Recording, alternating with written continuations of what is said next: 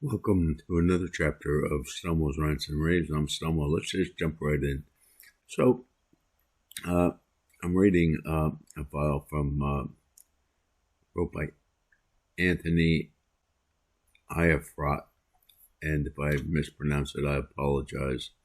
Uh, and this article is in reference to apparently yesterday they deposed one of the prison guards who was in charge of guarding Jeffrey Epstein before he was slabulated, and they had to send him out for allegedly they had to send him out for mortuary services. And let me tell you, first let me say James Comer wasn't there. And let me point out, James Comer is the gentleman who investigated Joe Biden, and there were many times throughout that investigation that they had enough where they could have impeached Joe Biden. But Comer's answer was always like, well, we want to get him everything all at once. We really want to do a big impact. And again, it's nothing more than the Republicans, unfortunately, lying to their base. I don't get this. Because in the end, Joe Biden was never impeached. So on one hand, we have Donald Trump, who was impeached twice on made-up stuff, on stuff where people perhaps should be in prison for their perjured testimony against them.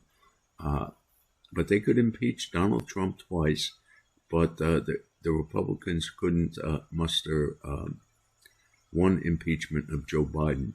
And everybody out there knows the difference. They realized Joe Biden was involved in criminal activity. And Donald Trump, the most investigated president of all times, they still haven't found anything they can pin on this guy. And certainly, I don't buy that he had any.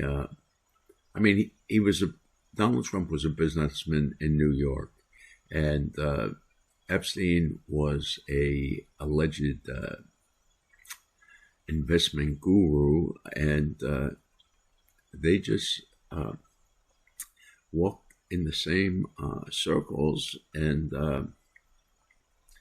they had contact with each other, but there's no nefarious contact. There's no proof that Donald Trump ever went to Epstein Island, whereas there's plenty of proof that plenty of other people went to Epstein Island. And of course, they've deposed the Clintons, and nothing has come out from those depositions. It's kind of like everything else kind of gets swept under the rug. And this is what's very frustrating. So, like I said, yesterday they deposed one of the prison guards who was allegedly guarding Jeffrey Epstein. And there's just no way that the public is going to buy.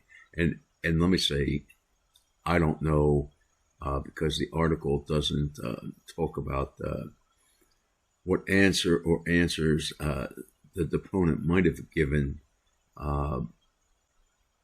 when questioned about the mysterious, fairly large, and I would say definitely large deposits for a prison guard into their account. At the same time when they're doing searches on the computer about Epstein, none of this stuff rings true. None of it. And, I'm really disappointed in President Trump because, every time President Trump did a rally, he said that in the course of his speech, he come out and said that it was his intent that his administration, if elected, would release the whole Epstein file on day one, mind you. And nobody believes, and here now we're at a approximate year and a half into his second term here, his third term actually, but that's another story. And I don't know, there's something, and I can't put my finger on it, but there's something that is in that Epstein file that changed Donald Trump's opinion, changed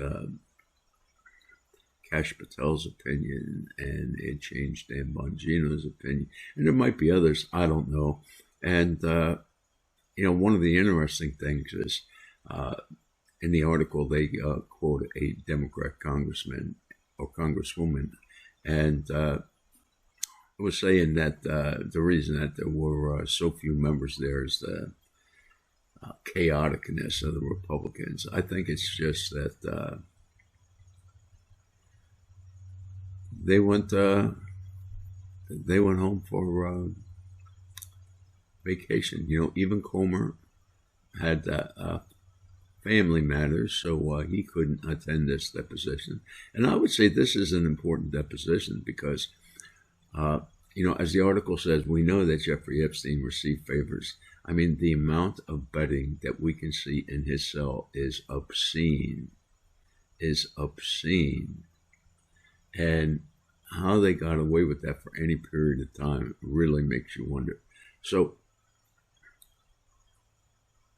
if nothing else, we know that things were not on the up and up with what happened there. And, I know the president's now trying to claim, the Epstein thing is something from way in the past and people need to move on. But I don't think people are going to move on. And the reason is because there is evidence of heinous crimes that have been committed against children. And this is one area that the public is not so forgiving in. And in the case here, it's clear that there's a cover-up going on. It's crystal clear there's a cover-up going on. And as a result of that, there are a lot of these conspiracy theories out there, and some of them may well be proven true because there's so much suspicious activity. And throughout all of these depositions that they've done thus far, nothing really has come out. Who are the perpetrators who are being protected? We have no idea, really. The redactions in the Epstein file is, again, it's obscene. I would suggest that if they could find a disinterested third party to look at this, I'd be willing to bet that they would allege that a lot more of the redacted information needs to be presented to the public. There are things like, for instance, we see the picture of Prince Andrew. I think it was in Buckingham Palace or Windsor Castle, one of those royal residences. And he's laying on a couch, and he's got half a dozen women or so sitting on top of him. And, of course, they blacked out the faces of all of the women. Well, it looks to me, and I know looks can be deceiving, but it looks to me like these are adult women. And I don't understand why they should be protected. These are adult women. In almost all probability, they were prostitutes. They were there because they were getting paid to be there. And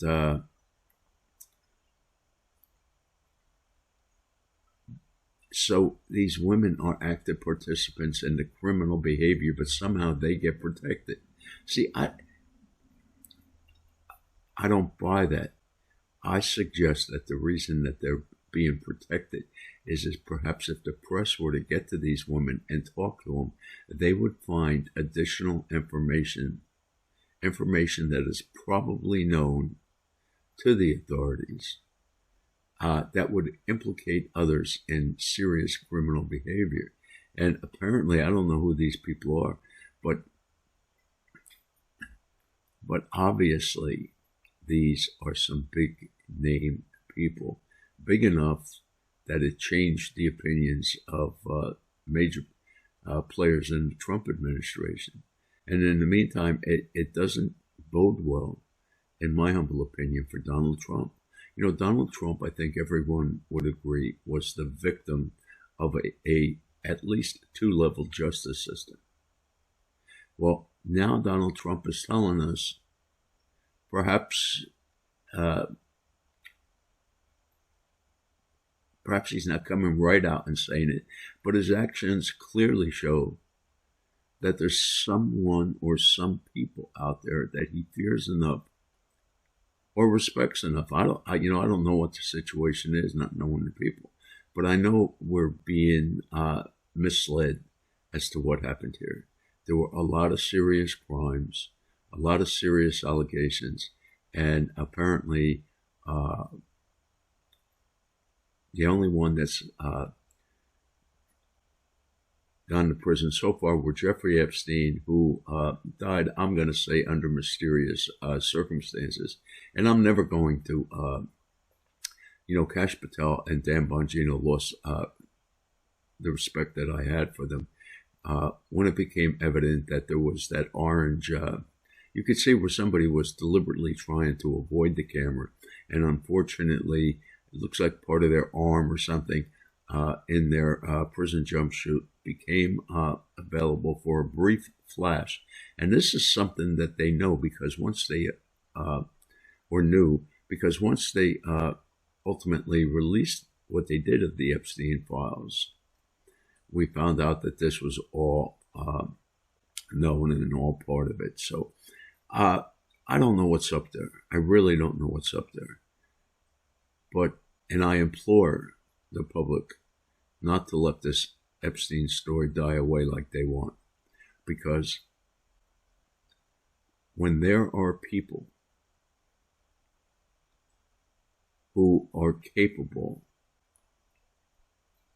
of changing the tune and what they're coming out and saying, and so whatever that information is, it changed Donald Trump, Bongino, and Patel. So, I mean, I can't imagine who is there that they're protecting, that they're willing to sacrifice their reputation for. Because I think all three of them took a hit. I know I heard Dan Bongino, he's mad as could be that people doubt his credibility. Well, I'm sorry, Mr. Bongino, but the evidence is what it is. And I know that getting mad and perhaps in your mind you think that is going to make you look innocent. But I think most people know that we are being gaslit on the Epstein files. And I just hope everyone doesn't, keeps the talk alive, and hopefully pressure can be put on the right people, and ultimately we can actually find out what the story was with Epstein and who were these protected people. One last thing I want to point out before I close here. Remember, there was allegedly an agreement made that protected, I think it was around 24 people with Epstein's arrest here in Florida. And we need to find out who those names are. But amazingly, somehow, and it has to be in the Epstein file. This is not something that is just going to disappear. And I don't know.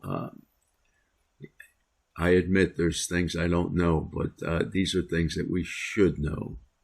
And hopefully one day we're going to know it, because the public is demanding that action be taken here. And I just don't think this is going to be a dying issue. And we'll see when the campaigning gets hectic here for the November primary, how much, if at all, this becomes an issue. So it's an ongoing thing, and we're going to stay on top of it as much as possible. With that, I wish you all a great day. Stay safe. Crazy world out there. It gets crazier by the day. We got these shootings all over the place. And quite frankly, I don't know the answer to them. But anyway, stay safe as much as you can. Have a great day. Bye-bye.